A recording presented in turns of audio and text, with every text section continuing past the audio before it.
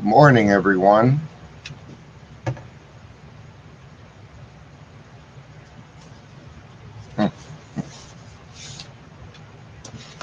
Hope everybody's having a good day. It's time for the daily reflections. I'm Dion. I'm your host. Like you don't know this. Why is my name not down at the bottom? Oh, because we're doing that. Please say hello whether you're here during the live or the rewatch. Oh,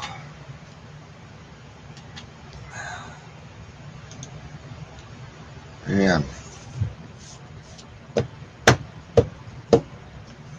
So a friend of mine and I were just talking because we're doing some stuff. We have a group conscious coming up. We were talking about what we need to go over, things that need to be done.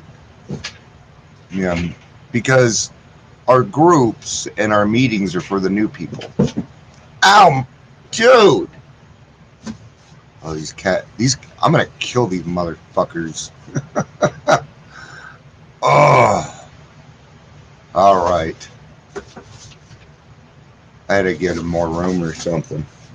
They're destroying everything. They knocked over my freaking soundboard. So, thankfully, it was already jacked up, so no worries. But anyway, we were talking about some of the stuff that we need to bring up at the group conscious, and we got into a conversation about how AA is set up for change. It is the ultimate thing in change, and yes, AA is always changing. AA is changing now. Hold on a second, please.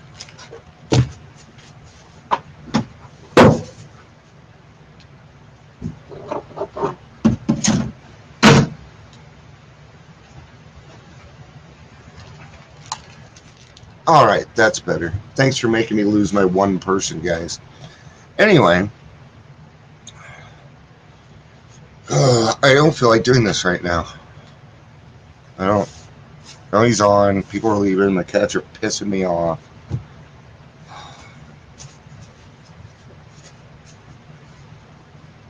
Let's start this over. So we were talking about how AA changes, and even now we're talking. They're talking about changing the verbiage in the big book. I don't agree with that because I know the verbiage, but even in AA, we have to be open minded. We have to be honest about things that are changing in the world. Communication is changing, and AA is a fantastic example of how things can be done. Because we need to be there for the person that still suffers. Nothing so much ensures immunity from drinking as intensive work with other alcoholics. And we get joy out of helping other people. The one thing that we have to stop doing is relying on the courts and everybody else to start sending people to our rooms. We need to get out there. We need to be in the community. But it's anonymous. Then don't tell them your last name, jackhole. Okay? But we need to be getting to detoxes. We need to be getting into these hospitals. I'm talking about Colorado here. And you'll see our numbers go up and you'll see more success. We will have more success if an alcoholic is there at the beginning for that person. But unfortunately in Colorado, that's not how it works. So let's go ahead and get to the daily reflection, talk about those who still suffer.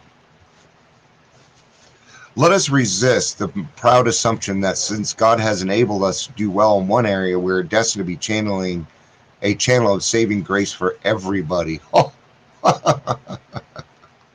I learned that a few years ago. I found out that I am not everybody's cup of tea. And that's okay. That's all right. That's not what it's about. Even now, just a little bit ago, right? I'm like, I don't even want to do this. There's nobody here. Anytime, but it's going to hit some person at one point during the day, right? And if you guys think that every time I come on here, I'm just happy, joyous, and fucking free, you're wrong, man. You expect that is not cool, right? Right. I have no idea. Let's just get to the reading. Page 232, AA comes of age. Then, too, it would be a product of false pride to believe that Alcoholics Anonymous is a cure-all even for alcoholism. What? They just said AA is not the only way. That's what they just said.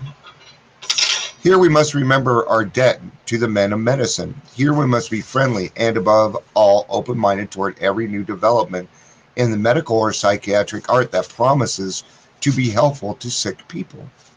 We should always be friendly to those in the fields of alcohol research, rehabilitation, and education.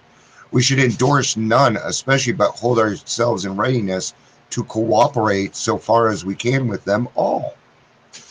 Let us constantly remind ourselves that experts in religion are the clergymen, and that the practice of medicine is for physicians, and that we, the recovered alcoholics, are their assistants.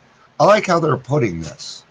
Okay, I don't get. Okay, so when it comes to the Bible and religion, I don't go to AA. No. If I have a question on that, I usually go to my brother-in-law. He's not a clergyman. Might as well be. I don't know why he isn't. Probably because he was married. So I don't know. I don't know how that works, right? But that's who I go to. When my neck hurts, I go to my physician. We also utilize these people to help other people out. There are those who predict Alcoholics Anonymous may well become the new spearhead for spiritual awakening throughout the world. When our friends say things that they both are generous and sincere, but we of AA must reflect that such a tribute and such a prophecy could well prove to be the heady drink for most of us. That is, if we really came to believe this is the real purpose of AA, and if we commenced to behave accordingly. Our society, therefore, will prudently cleave to its single purpose, the carrying of the message to the alcoholic who still suffers. Let us resist the proud assumption that since God has enabled us to do well in one area, we're destined to be a channel of saving grace for everybody.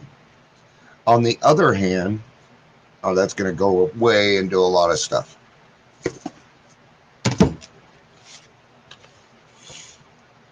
AA groups exist to help alcoholics achieve sobriety. Large or small, firmly established or brand new, speaker, discussion, or study, each group has but one primary reason for being: to carry the message to the still suffering alcoholic.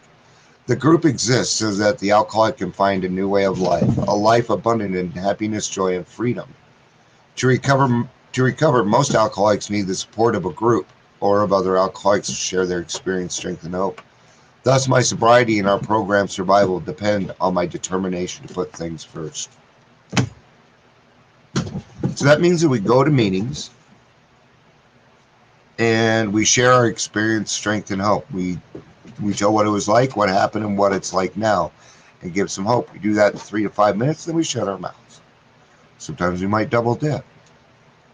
Okay? If you're in a meeting, stick to a topic. Unless you're new, then you can talk about any fucking thing that you want.